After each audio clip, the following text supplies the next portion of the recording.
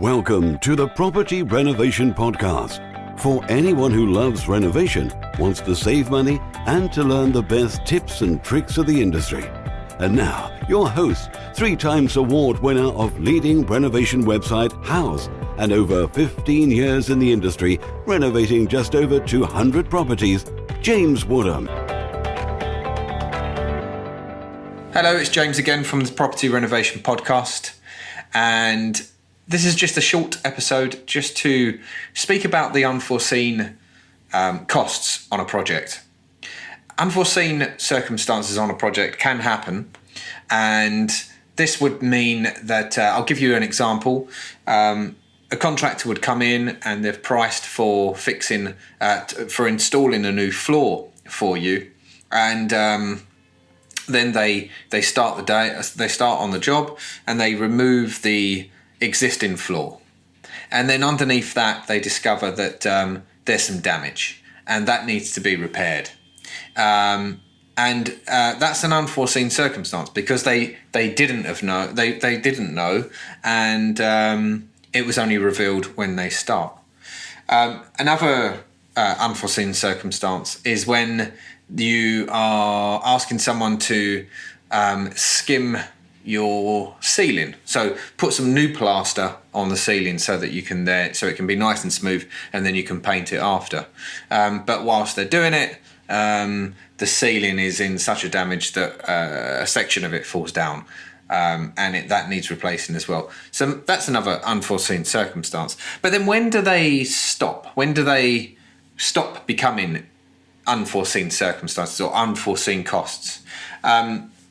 The thing is, you need to look at it this way. If you're taking on a contractor and you're asking him to renovate your property, and let's just say the property is 100 years old, there is going to be issues with that property that need improving before your main finish of product is being installed. So any building company with some experience surely should know that they should be telling you, they should be saying to you, look, if we're going to put that floor down, when we remove the old floor, it's quite possible that we're going to have to strengthen the joists underneath, or we're going to have to repair some of the joists because they've either got some damp or rotting issues or something like that. And they need to go into a bit more detail and explain these bits to you. And the way that you should feel as a customer, you shouldn't feel scared that the cost is just going to go through the roof. It's better to know from the beginning that these are the worst case scenarios. And then if you don't have to go and pay all of that money out, then that's the best case scenario. So it's better to just know what can happen, what can go wrong, what are the potential risk factors of the work that's being done, and any decent building company out there with some years under their belt should be able to tell you what those are likely to be. Now, I know what goes through customers' heads sometimes. Maybe you're at work and you're not able to, see over the project or manage the project yourself. So how do you know? How do you know that there was damage before they put down the new floor? Anyone can just tell you that there was damage before and we had to fix it so that we can put a new floor down, and you were at work, so there's nothing we could have done. We had to do that, and there you go, there's the bill. Well, I don't think that's good enough. Any decent building company out there, they would document that because they want to be able to protect themselves. They don't want to be seen as liars. They want to be seen as honest people that are in your house doing a good job. So they should be taking some pictures and documenting the evidence, maybe writing your report, and then sharing this information to you. You might be at work, but you do have a mobile phone, I'm sure, and they can text you some pictures over on WhatsApp or something like that. So they can show you, and you can make a decision right then and there. You've got the chance to give them a call and ask them how much is it going to cost and what's the likely what happens if you don't spend this money on investing to make it better.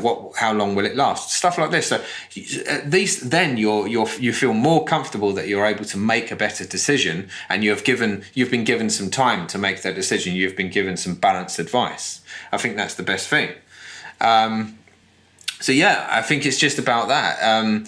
Always ask that from your contractor from the beginning. Just say, okay, thank you very much for your quote. What happens if this occurs? What happens if that occurs? And maybe tell them, this is an old property, and are you expecting it to all run smoothly? What are the risk factors that can happen? It's just about that, really.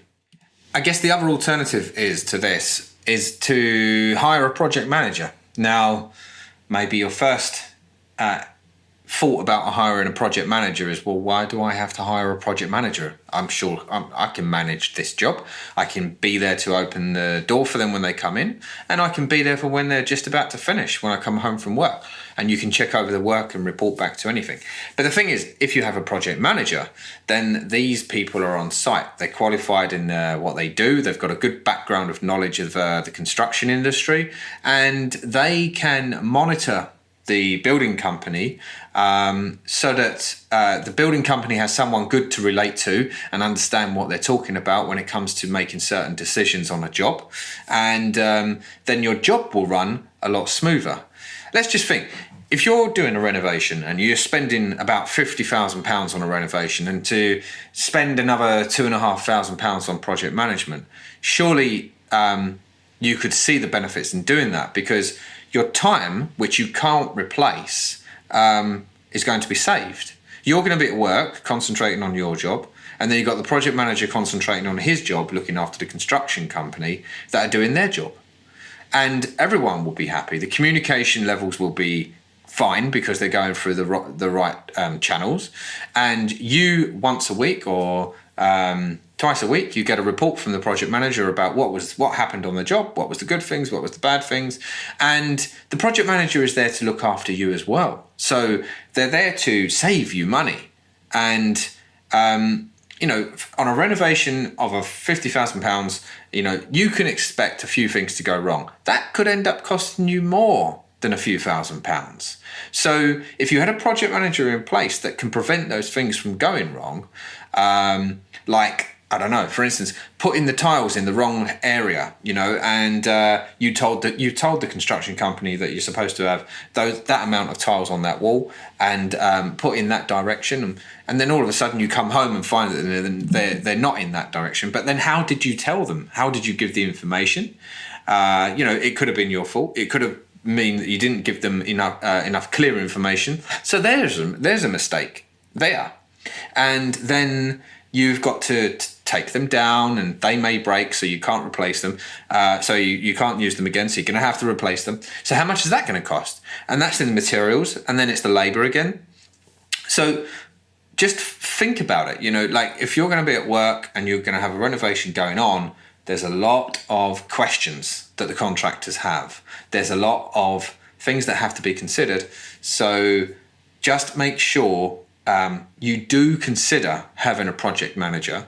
And this doesn't necessarily mean that you have to hire a fully qualified, fully fledged project manager. You can speak to one of your neighbours, or speak to a good family member that is not at work all the time and can maybe come over and keep an eye on the project and then update you, so that you can actually just relax and enjoy the renovation.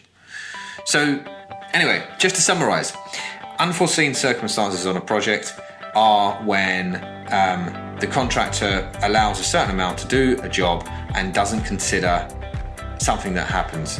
Now, you just need to question on their experience, how much knowledge do they have in the building industry? Should they have known that kind of thing would happen? Maybe speak to them beforehand what the risk factors could be to avoid unforeseen costs, and prepare for unforeseen costs by having a contingency or something like that. So hope you enjoyed this little short episode, and see you on the next one. Thank you very much.